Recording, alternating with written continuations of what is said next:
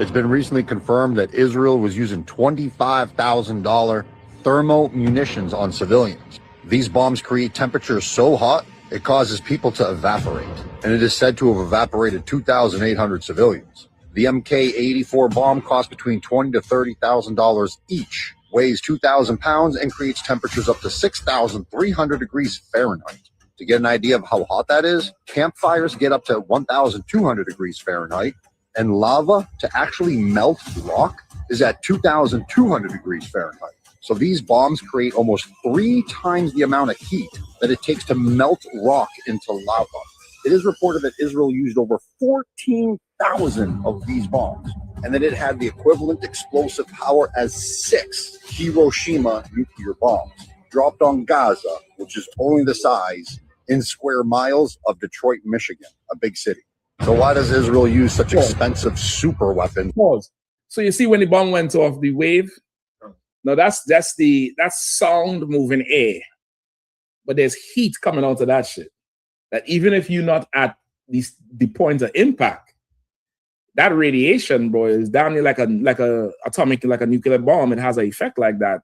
It'll just burn you, it'll just fry you. And the further out you are, it'll just cook you from the inside, where you probably don't want to survive that heat up. It's anybody who ever been burned. You have 1st degree, 2nd degree, 3rd degree burns. As you go down in degrees, that's how far into your body it goes. And that heat stays in there. That's really where the pain comes from. After the burn is put out or whatever, that thing is radiating through your meat, cooking. You get the point? This shit, fuck, look how much bombs they drop out. $20,000 to $30,000 per bomb. You're locking up homeless people. They need a house. Home Depot got some houses, like a shed almost.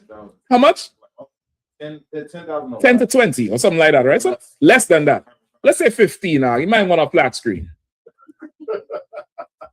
We need to rule, brother. You understand? We need to rule this place. If you ever need motivation, we need to rule this place, brother. You're killing these Palestinians, they're slaves, they're going to work for Christ, and they're going to be happy to work for Christ. Keep playing. On civilians, unarmed civilians. One, American taxpayers pay for it anyway. And not only do they not have to pay for it, but they own our military-industrial complex and actually make a profit, a big profit, when they do this. Second, weapons testing. They can analyze death and destruction data much better from many different angles when they're doing this to unarmed civilians as compared to if they were doing this in an actual war against another superpower. And this is Netanyahu's evil empire. They're just doing this, really just the testing shit. It's like you make a new bullet, you go out, you shoot pigs. You ever see them flying in the helicopter shooting pigs? They're not eating them pigs, They'll say it's controlling the population, whatever. That's just for fun. You're just doing it to see how this bullet hits, how this helicopter performs, because they're not fighting back. You get the point? I sent you another one. Whenever you queue it up, let me know, all right? I think Captain Awarium is waiting in the waiting room, all right? Okay, so the brother wanted this one here. Also, give me Phineas. Give me the one with Phineas with the javelin. So let's start. Exodus 2 and start at 11. Somebody else read for me, all right? It's the book of Exodus, chapter 2, verse 11. And it came to pass in those days when Moses was grown that he went out unto his brethren and looked on their burdens, and he spied an Egyptian smiting a Hebrew, one of his brethren. Right. And he looked this way and that way. And when he saw that there was no man, he slew the Egyptian and hid him in the sand. And when he went out the second day. So now this first day, Moses, remember Moses grew up in the house of Pharaoh. He grew up almost like Pharaoh's son. Pharaoh's daughter had no children. She found Moses, adopted him down near into the family. Pharaoh grew up down near like Pharaoh's son. Moses grew up down near like Pharaoh's son. He grew up so powerful and with the spirit of the Lord just like how we do in, you know, everyday life. We impress the heathens with everything we do. Pharaoh made Moses viceroy. He was like vice president. He was really second in charge in Egypt. One day Moses went to look upon his brothers. So Moses knew he was an Israelite. He knew he was a Hebrew. He did not for once think he was an Egyptian. Message: don't never think you're an American. I don't care how great of an education you had, how much money you made, or what you did in high school or college. You are the sons and daughters of slaves. You are the sons and daughters of the oppressed people. You should never, ever forget it, ever, because Moses didn't forget it. All right. So now Moses went out one day and he saw the Egyptians smiting the Hebrew. And Moses was angered because this was unjust. Moses looked left and right. And when he saw there was no witnesses, he slew the Egyptian. Now, should he have done it? Hell no, murder is wrong. But Moses saw what was going on. And of course, his privilege, at this point, he untouchable. He did what he did. And he went back home and is like, man, I can't believe this is how my people living. He went out the next day again. Go ahead. And he went out the second day. Mm-hmm. Behold, 2 men of the Hebrews strove together. Right. And behold, he saw now. Now he's not seeing the Egyptian smiting the Israelite, but he saw 2 Israelites fighting each other. Go ahead. And he said to him that did the wrong, wherefore smitest thou thy fellow? Mm-hmm. And he said, who made thee a prince and a judge over us? Right. Moses said, wherefore smitest thou thy fellow? Meaning, he said, yo, why y'all fighting? Y'all stop. And Moses did not understand oppression. He didn't get it. He didn't fully get it because he didn't live it. You get the point? Even though his life was a form of oppression, but it's something, if you're not seeing it every day, hearing it every day, you're not going to immediately relate. You're going to have to, experience that. These brothers, they was oppressed. They oppressed and they're fighting because when you're under pressure, there's something in you wanting to survive. It's going to fight back. The problem with us being oppressed is we're not allowed to fight. We are not allowed to fight the oppressor, but we're free to fight each other. Our fight cannot go vertical, straight horizontal. We could never fight up, but we could fight across. We could do that shit. You get the point? We could just, whoever is around, we could lash out. And Moses didn't understand that. And these brothers was like, nigga, who the fuck is you? Go ahead.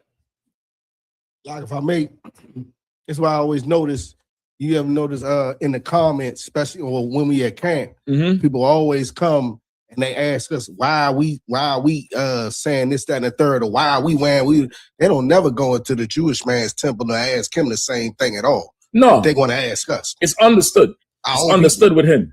Well, once again, it's the oppression, which is why the Israelite school of UPK is so unique in that we fight for our people. We fight the oppressor and the oppression for our people because it's 2 different things. The oppressor is a person. That oppression is that system, where his people don't even have to be our oppressor, actively doing it, but it still benefit from the system. It's a perfected system at this point. We'll fight the oppressor and the oppression for the oppressed, and we'll also fight the oppressed because we know the oppressed don't understand what's going on. You get the point? It's like saving anybody who ever, brothers and sisters who fortunate enough to know how to swim. They tell you if you're not skilled, don't try to save a drowning person. They tell you that. Why? Because that drowning person is going to fight. Now, you go out there to save the drowning person, you're going to be like, nigga, I'm here to save you. Motherfucker is dying. In his mind, he's dying. He's grasping for air. Drowning is so traumatic, they use it as a torture technique. It's called waterboarding. Like your body damn near detaches from your brain and goes into a whole panic mode. If you ever drown, some people, ain't fully drowned, but damn near all took in water and panicked. Until this day, they will not go in water. It's so traumatic. You get the point? So now imagine in the spirit, that's what you're doing. Our people are underwater. We just don't know it. We're drowning. I'm trying to pull you out. Nigga, you preaching hate. What's up? Shut your mouth. Some, go get a job. That's you out in the water trying to save this person. You're trying to pull them in. You're trying to make it back to shore so you can go back and save more people. And the UPK, we equipped to do it because this oppression is designed to make you hate your own people. It's designed to do that. Hating your own people is damn near, it's a natural result. It's so a natural result. When you come into the truth, you understand it, where being in the UPK, you get to see, you fully understand why that happens. And now you're able to attack that part of your people that needs checking for it. You get the point? Some, Christians and whoever else, you just turn on the people who oppressed. You get the point? It's kind of hard to fully internalize. But this oppression we are in, brother, till this day, America does not hate the Arab like they hate us. Arabs have Detroit. They own Detroit. They, they're in the chicken stops. They got stores. They got, multi-billion-dollar businesses in America. And they bomb towers. I don't care if it was inside job, Jewish man, whatever. There was Arabs on the fucking plane. What are we talking about? But the hatred for us is ridiculous. Even the Arabs hate us. The East Indians hate us. The Chinese hate us. The Africans hate us. The oppression is designed to make you hate Black and Latino people. It's designed for that. It's just part of it. And if you hate Black people being Black yourself, congratulations, you're oppressed. You get the point? So now to answer this Randy's question, why do Black men kill Black men? Oppression. Why did Moses find Israelites fighting with Israelites? Oppression. Why was there police brutality and black on black crime in Egypt? Why was there, the Egyptians smiting the Hebrew and the Hebrew smiting the Hebrew, which is police brutality and black on black crime? They're all symptoms of oppression. And love the white woman. It's not, you might like white women, or you might have know somebody who particularly loves white women, but it's also part of oppression, where it's the residue of hating yourself. Hating yourself means when you seek a mate, you seek somebody who's not like you. You seek somebody who's not, so it's not just white women, it's Africans. It's Nolan Wells' mother. What was she? She was some Filipino or some shit. Come on. Her mother was Filipino and her father was Black. Oh, her father. Okay, my mistake. Salakia. There's many more. Heinz Ward. His mother, I think, is Korean or some shit like that. Salakia, I could take that. Nolan Wells' mother, right? Her father was Black, but her mother was Filipino. Now, the man who married her, you think he was attracted to the Black side? All right. You get the point? Tiger Woods' father, Black. The mother is whatever that thing is, Blasian. You understand? We seek something that's not us. What's the woman name? Michelle Obama. She grew up in Chicago. You think she could not go marry Jordan? Why did she choose this poor African? He was poor. Some poor African did not know job. She had to mine him, pay his rent, pay his bills, feed him into the White House. Why? Because he's so well-spoken and he had Kenyan roots in Hawaii, and he ain't some nigga from Southside. You get the point? It's oppression. Oppression will make you hate who you are, hate everything about you, hate how your people dress, how your people talk. That let's not just stop at the white woman. Why do Black people and Latino people hate each other and join religions of the oppressor who oppresses? Why do we become Muslim when the Arabs hate us? Because Assalamu alaikum sounds so good when you oppress them. It's a foreign language. It's exotic. Even down to the cars, brother. You want to drive a foreign nigga? It got 4 wheels and will take you from A to B. What the fuck is the problem? What's the difference? You get the point? It's the oppression will drive you to something that's not you, because without the truth, you'll internalize oppression as it's because I'm black. Like the fault is race, is who I am. It's me. It's this body, it's these hands, it's this face, it's this lip, it's this nose, it's this eyes. I'm gonna give you a good one. Give me you remember some weeks ago I did a video on a class on the Brazilian brother, the brother from the tribe of Asher who plays in Spain. He plays football in Spain. He was racially abused. What did he do? Cover his mouth. Shock my all day long. Salakia. Salakia. Him, Captain Natazak Shah. I can watch them brothers all day long. Those men I looked up to coming into the school. Go ahead, clap it up. All right, shalom, Yahweh Hashem Baraka Thumb, Salakia, to all the brothers, Yahweh Shema Allah Thun, Bashim Yahweh Shah, to all the sisters. I'm preaching officer of 5,000 Malak. If there's a lag on my camera or my sound, please somebody let me know. Come Gabar, right? As you come in and you hear me speaking or you see my video, let me know if there's a lag, right? I had to go out and come back in. So if there's a lag, I'll try to fix it on my end. But if everyone can see me and hear me just fine, shalom to all the brothers and sisters. Tonight is a Wednesday night law class. I'm here in Kansas City. I have a few things to share with you before I get started, right? First and foremost, the attendance link for brothers and sisters who are young men, young sisters who don't have the Hebrew name, but you want your Hebrew name. You want the benefits, and trust me, in these last days, you absolutely want the benefit of being one of Commanding General Yahanna's daughters, one of Commanding General Yahanna's soldiers. You want that benefit in these last days. Coming to the truth, you're already watching class. If you're watching this class, that means the Most High God wants you in the truth if you're so-called Black, Latino, or Native Indian. So come in here, join. All right. Then I have an announcement to make about the Midwest Fire Weekend, which will start next Thursday night. Actually, next Wednesday night starts the Midwest Fire Weekend. Go ahead and give the Midwest a hand.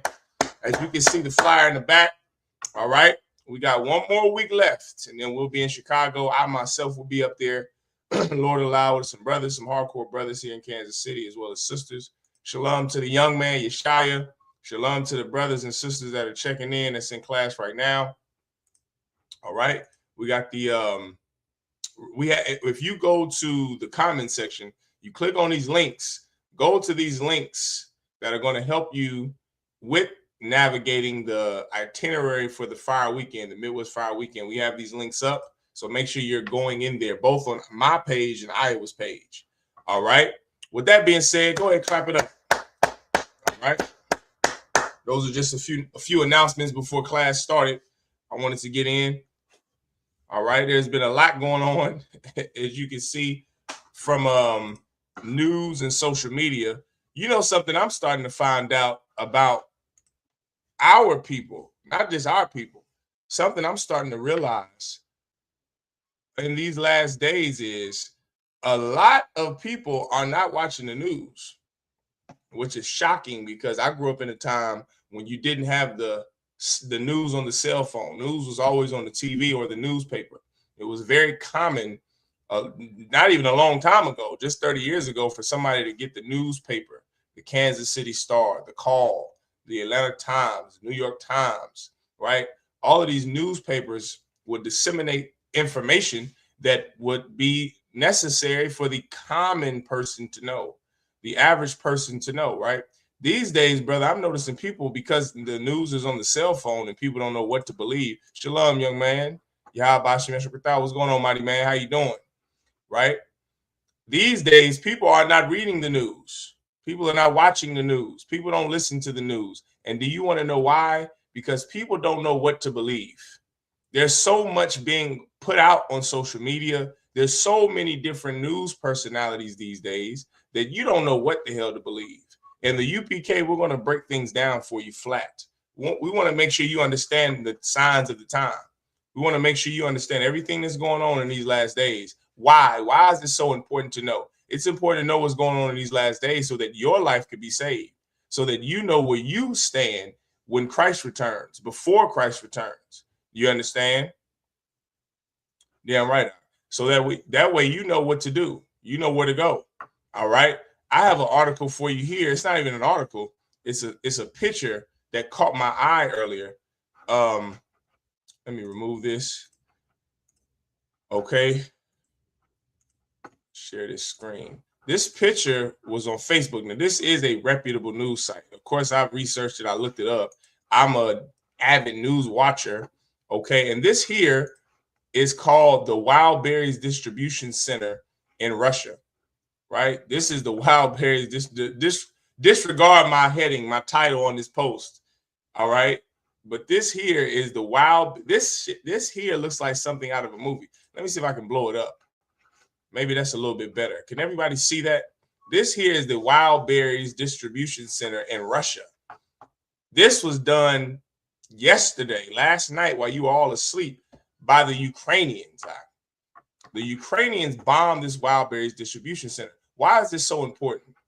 The Bible talks about in these last days how there will be wars, rumors of wars, how nation will rise against nation. Our King Christ spoke about these days. This fight for Ukraine against Ukraine by Russia, by Vladimir Putin, have been going on for 5 years. 5 years. Now, Cucumber surely that Rocky movie with Drago had us all fooled out. There's no way that we thought that the Russians, who America was just in a Cold War with 50 years ago, that lasted damn near 60 years. There's no way you could have told us that it would take them 5 years to advance their military from a swath of land the size of Manhattan, New York, to Philadelphia, Pennsylvania. There's no way. 5 years, and now they're getting their ass beat. Do you know I looked up a stat that was insane? It said, give me 1 second, I'll bring you on. Hold on. There was a stat I read that said the average Russian soldier lasts 35 minutes on the front line. And I'm not making that up. You can go and research that. All right, shalom, Mark. What's going on, Kukam? Go ahead, clap it up for the Hey, shalom, shukatah. How you feel, Lock? I'm Tawab. Sorry, Christ. Damn right. Yeah, Damn right. how Always about good to see yourself? you, Kukam. I'm Tawab, brother. You know, slaving, making sure this school runs, making sure we building up these zones that Commander Yahanna has entrusted us with, doing what we're supposed to do, making sure our people are taken care of, solving your problems, answering your phone calls. We trying to fish, not trying, we're fishing young men, fishing sisters, doing everything we have to do, brother, in these last days. That's what we doing. That's what we up to. All right. We trying to get these things going, brother. So when our King Christ returns, which is going to happen, Lord allow, a ASAP could come. We want to make sure that we are caught working in the field. We're not just a bunch of Christians who are talking but not doing. We want to be doing. We want to be actively doing the work of God. So I'm showing everyone this picture could come. Did you see this? This wild berries plant that was destroyed last night in Russia. Okay, this was done by the Ukrainians. What I was saying before I brought you on, this was so important and so heavy. This plant made about, $60 billion every month. This is the equivalent to an Amazon here in our country, in America. This is the equivalent. This was Russia's Amazon, and they destroyed it. This was a distribution factory in Russia for supplies, for medical supplies and everything you can get from Amazon. That's what that wild berries factory in Russia, that's what they distributed out. That's what they sold and they gave. Ukraine destroyed that. Why is that important? Because I don't want you to feel sympathy for Russia or Ukraine or Iran or Israel. I'm bringing these stories up about war to get your mind focused on the last days. Tonight's class, I believe, is such a great topic because Blacks and Latinos and North American Indians, we don't really know what our culture is. I was speaking to an Issacharite brother today who kept saying we when he referred to America. He kept saying we. You hear that a lot, Kakam. You out there in the audience, in the comment section, chat. What do they say, chat? Y'all in the chat, tell me, do you believe that you're American, that you're included with America? I'm telling the brother, you ain't a part of this country. This country doesn't want to see your Mexican face here. But it's not his fault. It's the fault of the church, Kakam, because they taught us that we could be integrated into this country, that we could be Americans too. That's what Dr. King told us. That's what Cesar Chavez told us. That's what we were taught. We could be a part of this country. Meanwhile, they're trying to kick out every Mexican they see, that they smell. If you got an accent, they listen to it closely. They're kicking you out the country. Why? Because this place have never loved us. This place is not our rest. Give me that scripture real quick. First and foremost, you want to learn what your culture is. Learn what your culture is not. You are not an American. You are not Mexican. You don't descend from Cortez and the Spaniards that conquered the people, the indigenous people of your forefathers, the Pueblo Indians, the natives down there. You aren't Puerto Rican. You're not a rich port. Learn what you are not before you learn what you are. We are not niggers. We're black for sure. That word describes us, but we ain't no goddamn Negro. We don't descend from a man named Negro. We're not American. We're not South American. We don't descend from Amerigo Vespucci. We're not Jamaican. We're not damn West Indian. That word Indian means savage. The white man went to West India. He conquered the indigenous people there.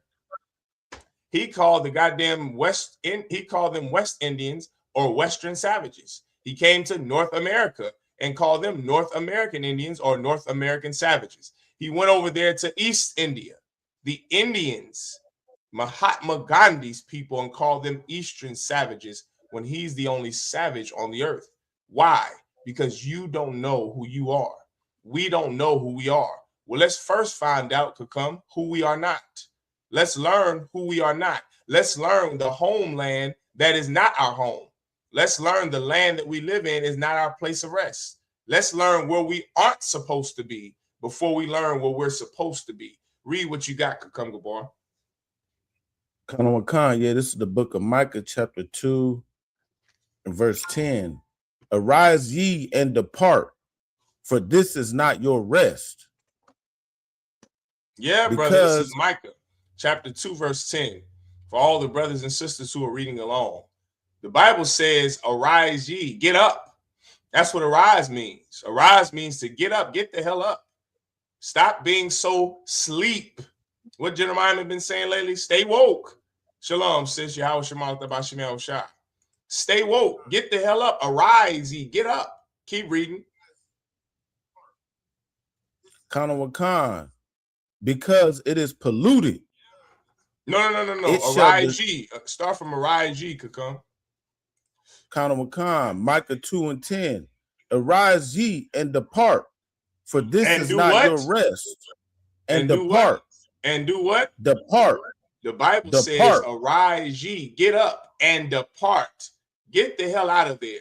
In Revelations, it says 18 and 3 and 18 and 6. It says, do what? Come out of her, my people. Separate yourself. Does that mean you go like those idiots in Chicago did in the 70s and literally move out of the country to go to the Middle East, to Israel? No. This is spiritual.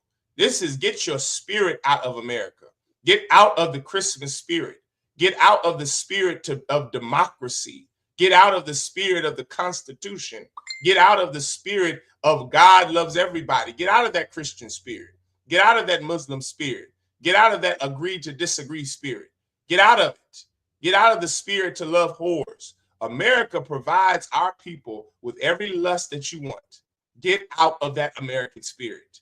Get out of the European way, the Western way that comes from the Greek and the Romans. Get out of it. Keep reading, Kakam. Shalom to the young man finest. Shalom. Yahanna. Go ahead, Kakam.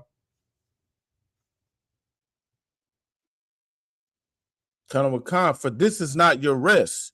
This is not your what? Because it is polluted. This is not your what? Your rest. Brother, the Dr. King had it wrong. The civil rights movement had it wrong. Cesar Chavez had it wrong. You're not supposed to get comfortable here. You are an immigrant here. That 14th Amendment, that they ratified and they made it so that black slaves, the children of slaves, can be Americans. That was so you could work for your oppressor even more. That wasn't to include you in their society. How do I know? Because they don't want you in their society. They murder our children. They go unalive and hunt our sons. They don't defend or protect our people against heathens that America is at war with. Rick Child, who murdered that brother, Carmelo Belton, who murdered Cyrus Carmack Belton in South Carolina just a month ago, he's a Chinese. America is against the Chinese, and the Chinese are against Americans. If the 14th Amendment and the 13th Amendment and the ratified Constitution, or the ratified amendments that made the children of Negro slaves in America a part of this country, why didn't the South Carolinians defend that brother Cyrus Carmack Belton against the known enemy of America? Why is it that in the 1990s, when that poor sister was unalived by those Koreans in that store in Los Angeles and Compton, why didn't the good old boys of America defend her? Why didn't they protect her? Why didn't they go to war with the Koreans over an American? If Cyrus Carmack Belton is an American, why is he dead? If Philando Castile is an American, where was his defense? Why is he dead? Why did they abuse his daughter and wife in the backseat of that cop car after they just murdered their father and husband? Why don't we aren't afforded the same privileges as an American as the Chinese or the Arabs if we're so American? Because we are not American. Because this is not our rest. The UK is not our rest. This place is not our home. Get up. Stop being comfortable here. This is spiritual. Why are you celebrating Christmas like an American, Kakam? Why are we Christian like a good old American? Like Adam Smith, like John Jay, like Thomas Jefferson? Why are we Christian? I know why he is. He's American. I know why he believes in the Constitution. He's American. We are not. This is not our home. We're slaves here. That's what we are. We're the children of slaves who are still slaves, fighting every day to be free, just like Frederick Douglass, just like Booker T. Washington, just like W.E.B. Du Bois. We're still fighting for what? What are we still fighting for? Somebody finish my statement. What are we fighting for still in 2026? What are we still fighting for?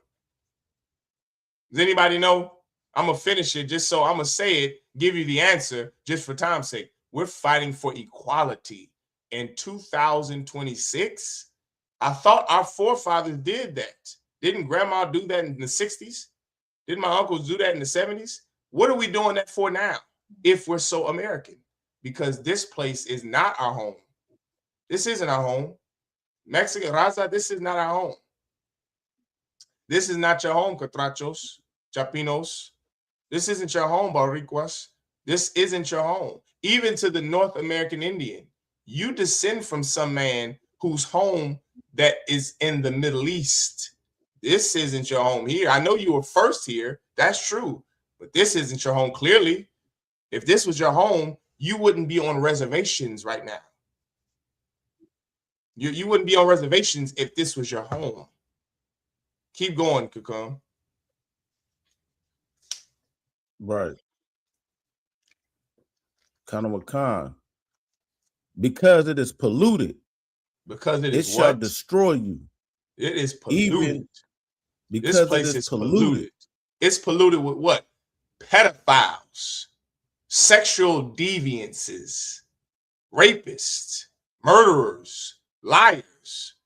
The founding fathers of America were pedophiles, just like the current father of America, Donald J. Trump, the president, the king of this place, just like the rulers of this place. Now and then, they were pedophiles and child molesting slave drivers then. They're disgusting pedophile slave drivers now.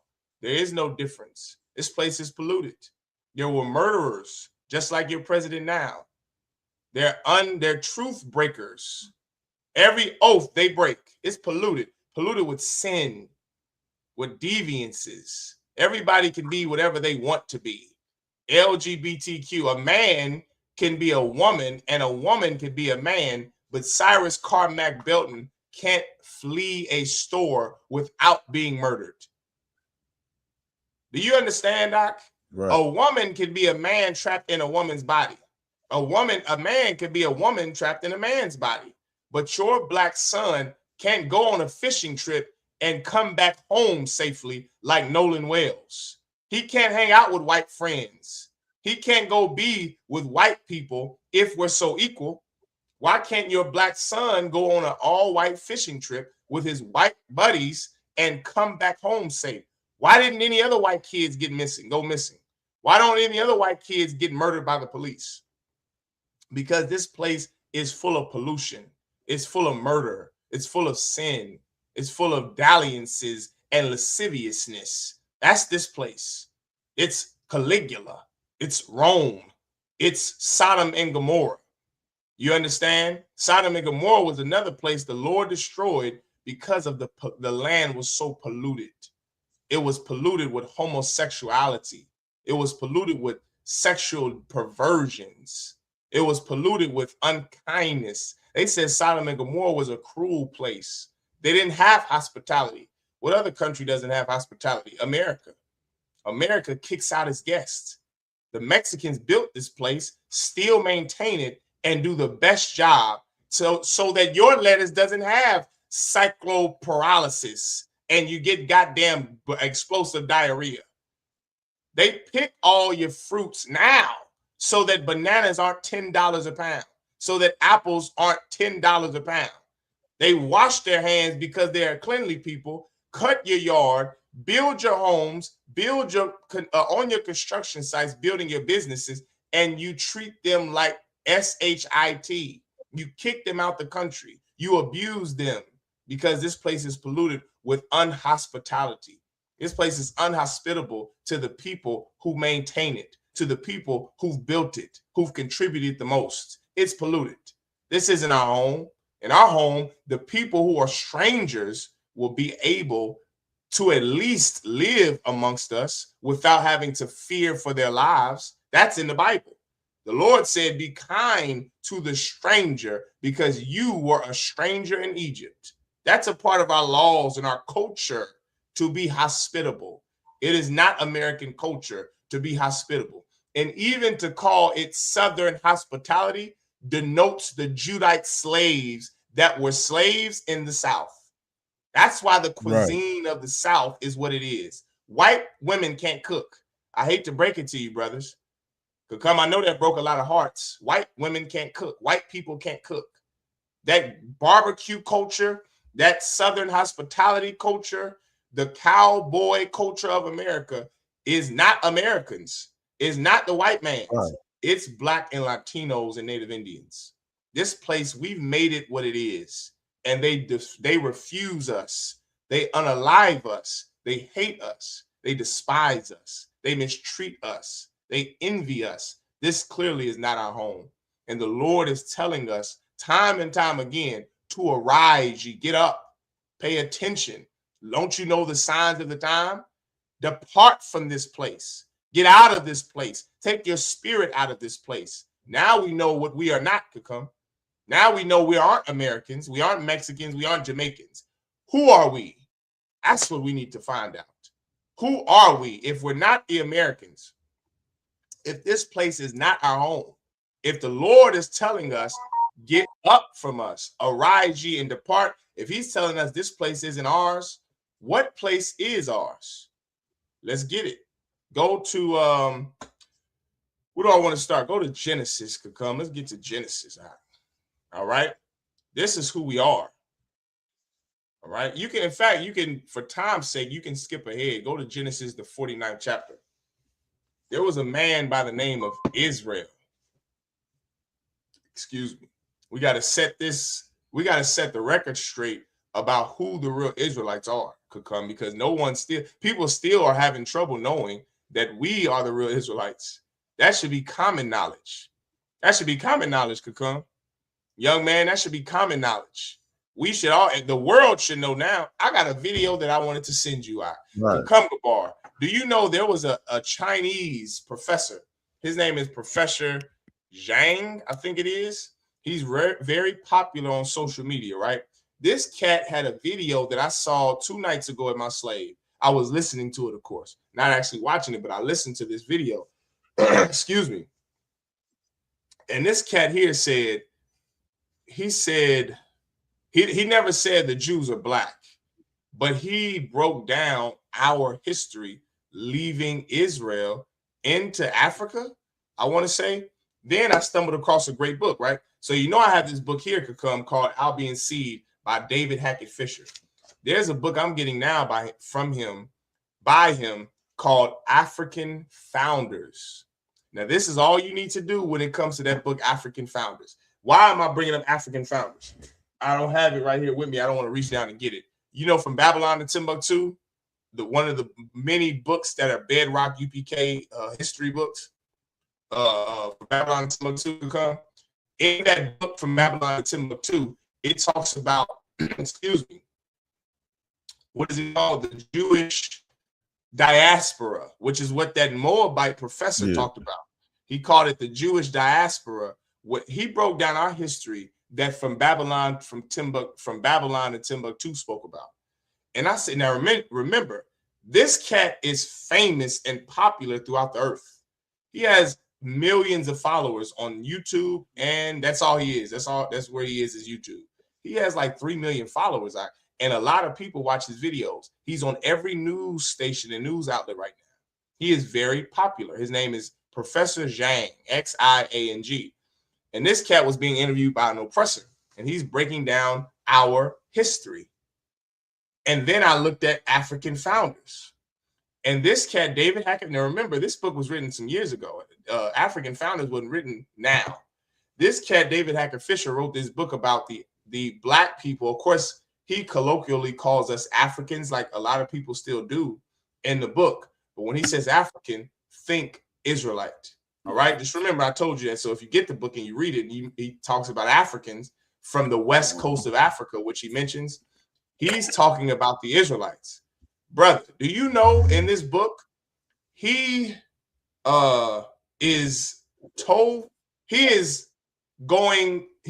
proving the point that Rudolph Windsor, oh, you got some technical difficulties, Kakam? Here, we're gonna let the brother handle his business. That book From Babylon, let me get it for you so you can see it. All right. From Babylon to Timbuktu. I'm gonna show you this book. This is old UPK. Here it is right here. This is old bedrock UPK when I was coming up into the school on the school's history book list. From Babylon to Timbuktu by Rudolph Windsor. Brother, there's a part in this book, From Babylon to Timbuktu, that talks about the Jewish diaspora. And he is mentioning us. He actually says black Jews. If you haven't got this book or read it, read this book. All right. This brother is being proven right by David Hackett Fisher in African Founders. He's being proven right because in African Founders, David Hackett Fisher talks about how when we were in Africa, on the west coast of Africa, before we were sold to our oppressors here in the Western countries, in America, in the Salakia, in the Caribbean, right? Before we were sold to Haiti, sold in the Caribbean, sold to the Americas, we had our own civilization inside of Western Africa, inside Angola, inside Nigeria, right? We had our own. Why? Because we are not African. That's the point.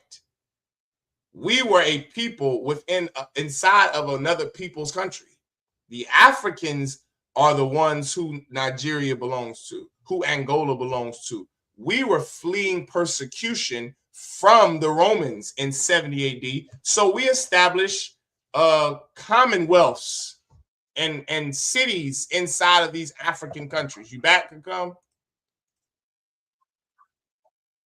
You back with us? Okay, I can hear you. You too wild. Yes, like I had to grab my charger. No, you good, brother. You too wild. No sweat. Brother, this cat David Hackett Fisher talks about that in African Founders. He mentions, and when I get this book, brother, I'm gonna be bringing those things out. He mentions how the metal work that we did superseded. Now remember, this cat David Hackett Fisher is a professor, a well-known and respected historian throughout the world. He's about 90 years old with a bad stutter. This cat he knows what he's talking about. He's been around. And this cat talks about what Rudolph Windsor said in his book, how we had our own civilization inside West Africa before we were sold. And he mentions the things that we brought with us. He mentions the skills and the trades we brought with us, the metalwork. He mentioned that in the book. This is not Rudolph Windsor. This is a white man, David Hackett Fisher. And I said to myself, oh my God. After watching that Chinese Professor Yang, after looking at African founders, after, of course, reading this all of these years, and the truth could come from Babylon and Timbuktu, I said, this is common knowledge amongst the elite of this place and amongst the educated. This is not common knowledge amongst our people. Our people still believe we're African. We still don't know the knowledge that's common amongst rich white people who go to Yale and who go to Harvard, who study, who are historians. They know who we are. We don't know who we are. And that's a problem. That's a problem. Let's find out who we are. Why don't we, Kakam? Give me Genesis 49. Let's go there. All right. We're going to teach you the truth about who you are today, whether you want to learn it or not. If you're here, it means you want to learn it. I don't know what you came here thinking you were going to get, but you're getting the truth, because I'm so sick and tired of this not being common knowledge. I always hate the fact, and I know, like General Hyman said, that means that it's a sign that we need to work harder in the school. But I hate listening to family members or friends from the world in my past, and they always have all of these questions about the truth and about our culture and about our history. I always not hate it, but I always get saddened by it, because I always think, man, what would we have been if this was common knowledge amongst our people? If our culture and the history of our culture wasn't stripped away from us, what could we have been, Kakam? What could we have been? Read what you got, Art. Give me, of course, you know what I want. Give me the prophecies about each tribe. This is at the end of David's life. This is the book of Genesis. Salakia. At the end, not David, I'm sorry. At the end of Jacob's life, Jacob's name was later changed to Israel. At the end of his life, he had 12 sons. He gave each son a prophecy about who their countenance, about their spirit, who they are, right? Each son has a way. Why am I using that word way? I'm not using, I know it's some Issacharites listening. I'm not using way, W-E-Y. I'm using way, W-A-Y, meaning this is a folk way. This is a culture of theirs. This is the way they're going to be, a way they're going to behave. This is this is the way you're going to know who these people are in the last days. I'm using that word way, and I know forgive me, Kakam. I know I still haven't made this video. I'm going to do it ASAP. I'm going to do it as soon as possible. About, in this book, some of the great findings that I read about cultural folk ways. What makes up your culture? What makes up your people's culture, right? I have this board, this whiteboard here, right? I listed 1, 2, 3, 4, 5. I listed 5 of them that I'm going to be making videos about throughout the days to come. I got speech ways, family ways, marriage ways, religious ways, and food ways. Those are 5 out of the 21 that Professor Hackett Fisher, that he put in his book to describe the 4 folk ways, British folk ways that came from Great Britain in the 1600s, right? I thought and read that and I said, damn, I looked at these and I was embarrassed, because as an Israelite, before I learned that I was an Israelite under Commanding General Yahanna, I could not tell you what Black people's folk ways were. If you were to ask me 30 years ago, I ain't that old, could come. If you were to ask me 15 years ago, what are Black people's speech ways? What is our cultural speech way? Your speech way is syntax, is vocabulary. It's the language that your people speak. What language do black people speak? Anybody want to give me the obvious answer?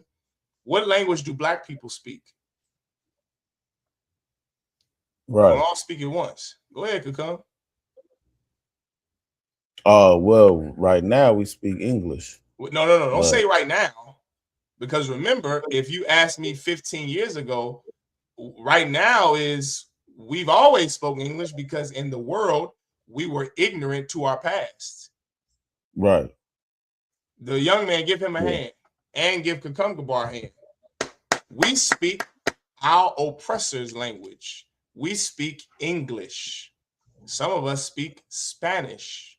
Some of us speak French. That's what language the Haitians speak, French. The West Indians and the Negroes speak English. Now, it may be a variation of English because we put our own swing to it. They call it AAVE, but it's English nonetheless. Have we always spoke English? Have we always spoke Spanish? Is English black language? Or is that another man's language? Is Spanish our language? Spanish is a Latin language. English is a bastardized language. It's a Latin language technically, but it's so many different languages in English. It's German, it's Germanic, it's Latin, right? So we speak Latin languages. We ain't Latin. That derives from the Greeks. We ain't Greek. Never been Greek. And there's no history of us being Greek. So why do we speak Greek languages, Kakam? We ain't the children of Philip of Macedonia II. We aren't the descendants of Alexander. We're not the descendant of Julius Caesar and Aristotle and Plato. Why are we speaking Latin languages? That's not our speech way. I know why white people that come, I know why I know why Albion seed speaks Latin languages.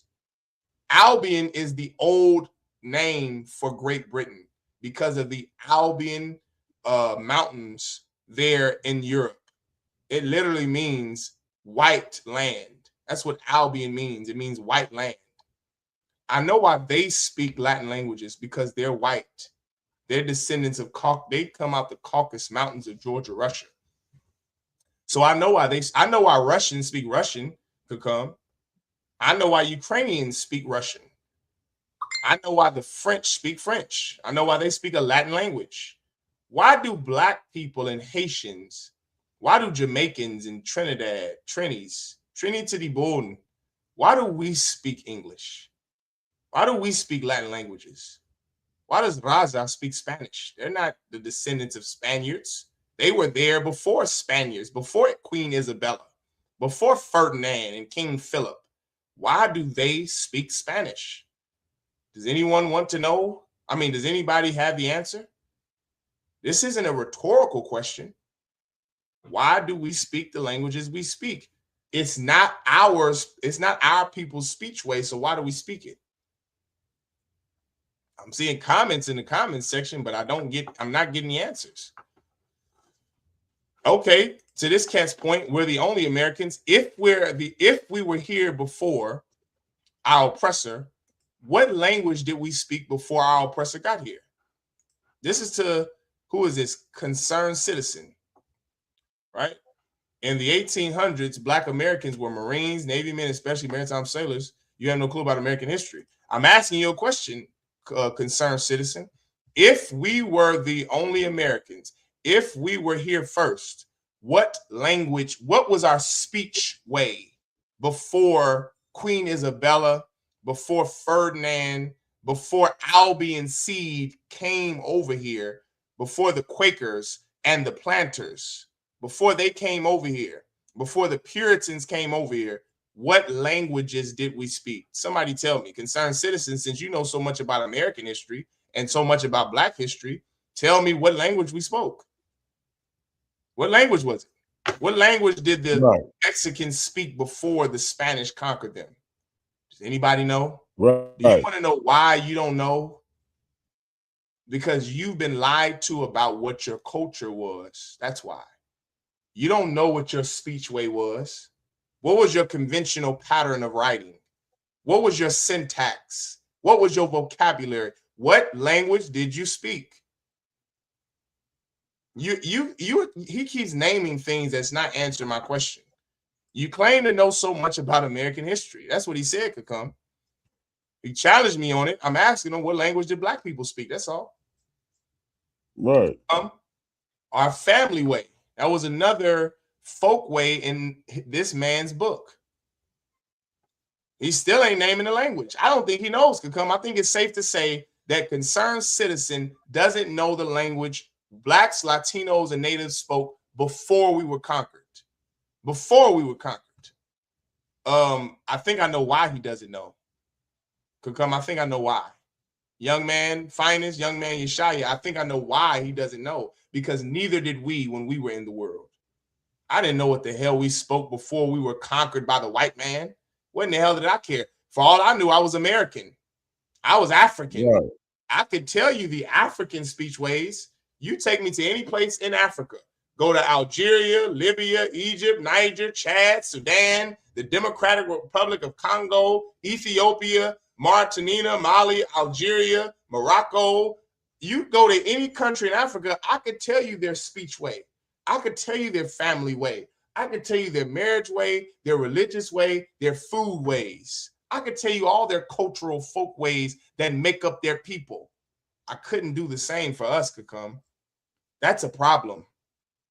You see, we don't know who we were before we were captive, before we were slaves. I'm here to teach it to you, brother. I'm here to teach it to you, sister. You know what language you spoke before you were conquered by your oppressor? Hebrew. Ibar. Lashawan Kodash, the holy language. Read what you got, Kakum. This is who you are, brother.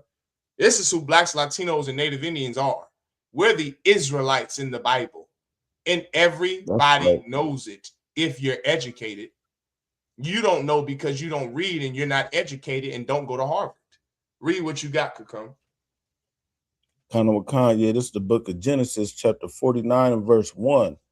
And Jacob called unto his sons and said, gather yourselves together, that I may tell you that which shall befall you in the last days. Which is what a prophecy is. He's prophesying over each son, giving them a prophecy about who they are. So we know that this person is this now, that the Judite is this, the Reubenite is this. That's what the Bible just said. Keep reading. Give me one of them. Just give me two. Give me Benjamin. Give me Levi. Give me Judah. Give me Issachar. Give me any one of them. Just give me about 2 or 3 for time's sake. Come.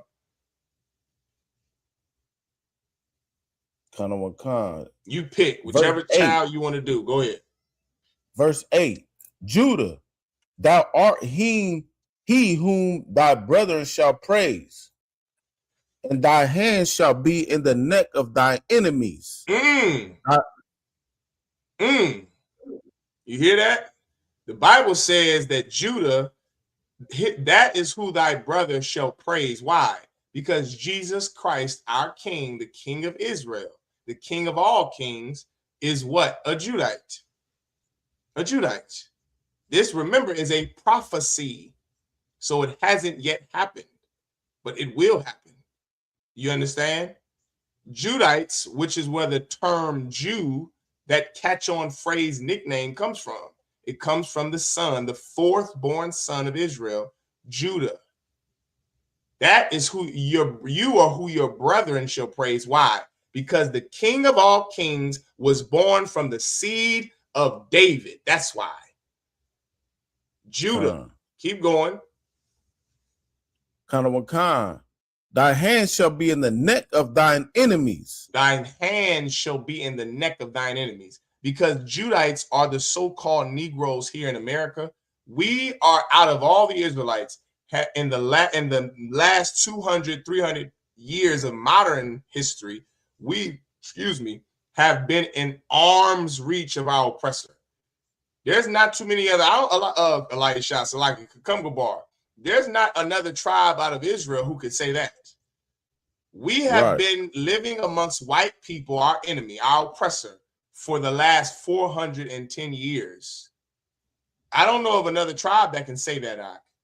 The tribe of Judah have been, our hands have been in the neck of our enemy. That denotes the proximity we are to white people, to our oppressor. This is speaking about one son.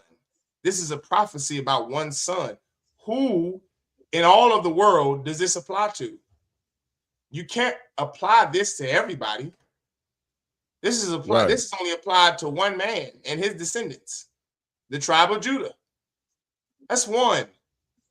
We Negroes in America are the Judites in the Bible. That's who we are. I could tell you what the Judite speech way is. And when I say Judite, I'm including all of Israel, meaning Israelites who are so-called Black, Latino, Native Indian. You see, I couldn't tell you what the Mexicans spoke before they were conquered by Cortez, by the Mexicans. I couldn't tell you what the Negroes spoke. I could tell you now that I have the truth, that I've been equipped and armed with the knowledge and the universal practical knowledge of the truth. I know what our speech way was. Do you know what it was? Hebrew. Do you know what our family way was? I know how we would marry our families because I have the Bible. I know exactly what our culture was on marriage. I know what our culture was on marriage. I know what it was on religion. Religious way is a pattern of religious worship, theology, and the church architect. That word church in the Bible means school. Our religious way, which I don't like using that word religion because it's not UPK, but our religious belief is that we were monotheistic. Do you know what that means? We had one God. Shema Yasha Allah Allah Hayanawa Yahweh Akkad. Hear, O Israel, the Lord our power is one. That's what our folk way was when it came to religious beliefs. We had the God of Israel that we obeyed, worshiped, and we served. We have a priesthood of Levitical priest. See, I could tell you the culture of our people using the Bible, but Kakumgabar, could you tell me the culture of our people without using the Bible? What was our religious way? You see, now Judites, the tribe of Judah, the Negro in America, we're Christian, Kakum. We're Southern Baptist. We're non-denominational. We're Episcopalian. We're AME. What were we before we were Christian? Before we were forced to be Christian? I can tell you the Mexicans, they're Catholic. What were the Mexicans before the Spanish conquistadors brought Catholicism and forced it down their throats? What was their religious way? What did they believe in? Without using the Bible, you couldn't tell me. You couldn't tell me. You couldn't tell me how they would marry off. That's a major folk way of making up a culture, the way they deal with their family and marriage. That's in this cat's book. What is the way we marry, Kakum? I think we just F like bunny rabbits. I don't even think there's a ceremony. There's nothing. You just have sex with a woman. You're together with her for 15 years, and now you're common law marriage. Is that the way we did things before we were conquered by this beast? Before we were oppressed by our oppressor? Before Albion seed conquered us? Is that how we behaved? We didn't just F a girl. I could use the Bible and show you in the Bible how we would marry a woman. I could show you what Jacob did to his wives. He went to their father first, to Laban, courted them for a time, got permission from their father. Do we do that now, Kakum? Do you think these YNs, do you think young brothers or young sisters do that now? No. They whip that penis out and just put it in whatever hole they want. Whether it's white, black, Asian, they don't give a damn. We don't marry anybody in our culture.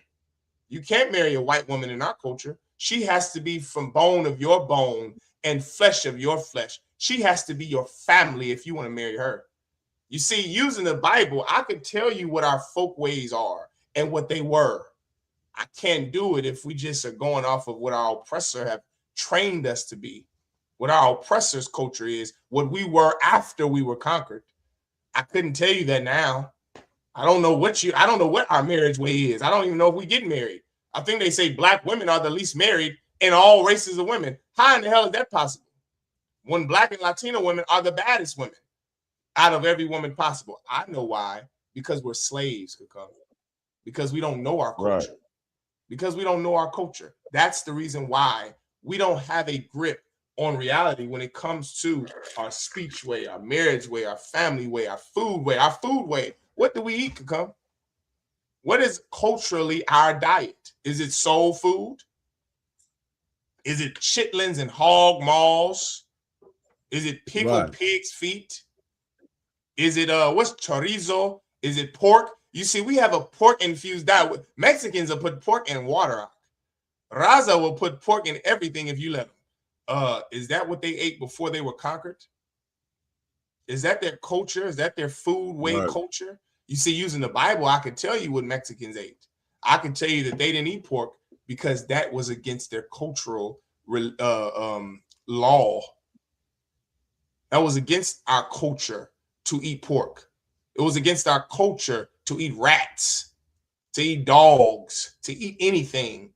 We had a cultural diet of goat and lamb. Frogs. Right, eating frogs and squirrel. The tribe of Judah down south, brother, old southern Judah had to eat coon. They'll eat raccoons and squirrels and possums. Well, we eating squirrel, that is a slave's diet if I've ever seen one. Raza in Mexico eats rats. They would catch rats in the field and cook them. Put some goddamn tahini on it and eat that sucker. That's not our culture. Damn sure. I know for a fact that ain't our culture. We don't eat, that's Moabite culture, Chinese culture, Japanese culture. To eat any fish that comes out of the sea. You see, I could show you the law in the Bible where we don't eat all the food in the earth because the Lord didn't make all the food and animals in the earth clean. This is the ways that we have using the Bible. Now, I challenge anybody could come to show me Black, Latino, and Native Indian culture without the Bible. Because I can show it to you using it. I can't show it to you without it. Does everyone understand? It's important to know who you are. Who you are says something. Your culture is important. The problem could come is that we have been lied to about what our culture is. That's why what we do in the UPK is so important, because we are empowering God's people to relearn their culture, relearn their language, relearn what they're supposed to eat, how they're supposed to get married. Those things are extremely important. It's what we're supposed to teach our children. Give me that. This will be the last scripture, Kakam. Last scripture. Give me Deuteronomy. Remember the days of old. The Lord commanded, the Lord, the Most High God commanded for us to remember who we are. Remember the days of old. Remember what our culture was or is. The Lord commanded for us to do that. Read that Baba Kushai in the Bible, and then we're going to get out of here, Kakam. Wakam. Yeah, this is the book of Deuteronomy, chapter 32 and verse 7. Remember the days of old. Consider the years of many generations. Ask thy father, and he will show thee. Thy elders, and they will tell thee. Brother, it's important for us to remember who we are. Remember where we came from. Remember what we had to suffer through out of Egypt, in Assyria, under Babylon, in Greece, in Rome, fleeing Rome into Africa, then having to deal with them stinking Africans in Africa to the point they sold us to America, what we had to endure in America. It's important to know that. We have to remember where we came from.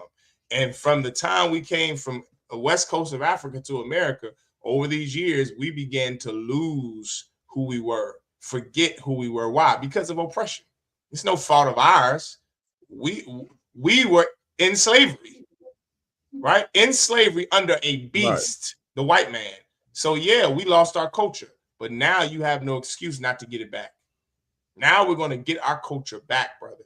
We're going to get how we spoke the Lashawan Kodash, the Hebrew back. We're going to get the way we married our women and our sons back. We're going to get the way our food, the food we eat, our belief system, we're going to get it all back. It's here in the UPK. That's what this school is here for, to teach our people our culture, to show us who we were and who we're supposed to be according to the Bible, the laws we're supposed to obey. That is our cultural religious way, the laws of God. So it's important who we are. All right. It's very important who we are. It's important for you to know who you are. And it's important for you to teach your children who we are. That way we don't repeat this vicious cycle of oppression, after slavery, after death, after Rick Child, after Letitia Harlan, after the Confederacy, after KKK, after destruction, after destruction. We don't want to repeat that cycle. We want to be rulers in this planet. We want to rule this place the way God intended for us to. That's our culture. But we will never get it if we don't learn it. All right. Join us next week in Chicago at the Salaki. We got all these links here. All right. Join us in Chicago for the Midwest Fire Weekend. While you're still in class, click on these links, help you navigate through each itemized everything that's in the itinerary for what we have coming up in Chicago for the Fire Weekend. All right, I'm gonna be there. Could come. I know you, Lord Allah. I know you. I'll see you there. Right, we'll be bringing the brothers up from Iowa, Kansas City. It's gonna be the Midwest Fire. All the Midwest heavy hitters will be there. From Captain Marquardt, the Midwest Monster of Mayhem, all the way down. You understand? To every newly raised captain, Captain Ram, Captain Yardan, Captain Lamont, Captain IG, our Lumgabar. Right, every brother in the Midwest, we're gonna be there. Sisters be there. Right, support. Right, there's a GoFundMe link on one of these links. All right, be there. Okay, show up. Bring your appetite, bring your family, and let's have a good time, Israel. Let's see your people in their cultural environment. All right, cookouts, gatherings, feasts. That's how we are. That's how we roll. That's how the Lord designed us to be a hospitable people, unlike Donald Trump and his people in America. All right, so let's get it on. It'll be next week. The actual cookout date is August the 2nd, which is the Sunday. So we got 1 week. It will be there. I'm looking forward to it. I can't wait to see everybody there. Shalom. I pass the class over to Priest and Officer Kukumgabar. That's right. Yeah, this is the I.S.U.P.K security announcements. We're the I.S.U.P.K started at 1 West 125th Street, Harlem, New York. Rule for new brother and sister. When a new brother and sister comes into the school, they are off limits for 6 months. They are to be saluted only, and they are here to share themselves with the world. If they need transportation, the brother will arrange it. And after that 6 months, if a brother or sister has an interest in a particular person, he or she must get permission from the head to speak to that brother or that sister. And there's another 6 months in which the brother and sister will court each other. And after that 6 month period, if the brother and sister want to marry, they got to get permission from the heads to marry. Pay your tithes. That is a commandment. You can find that in the book of Numbers, chapter 8 through 21. The book of Malachi, chapter 3, 8 through 10. That means a tenth in the Hebrew, ma'asharah. And that's 10% of every penny or increase that the Most High God gives you. You could give that to the Treasury Department or to the teacher. A priest fund, or a free will offering for a priest is not mandatory. It's whatever amount you would like.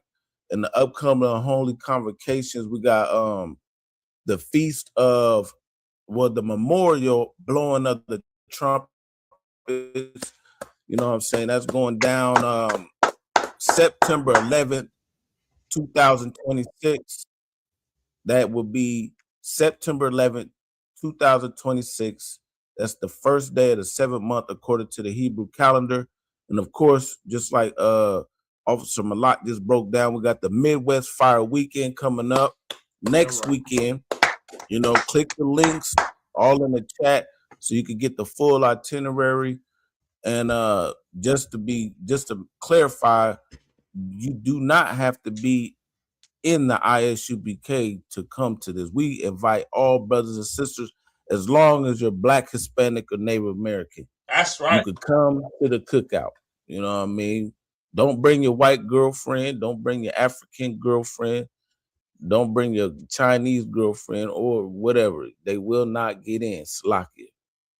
And if any brother wants to become a trooper in the school, start wearing all black boots, shirts, pants, headband, war scarf.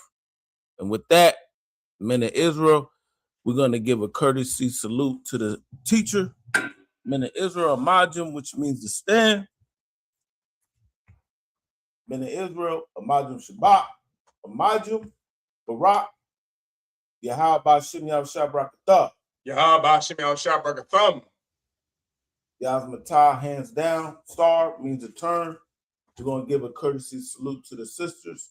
Men of Israel, Amajum Shabbat, Amajum, Barak, Yahweh Shemar Halathan Ba'Shem Yahushua. Yazmatah class dismissed. Shalom, mighty man. Shalom, Lord Christ. Lord Christ.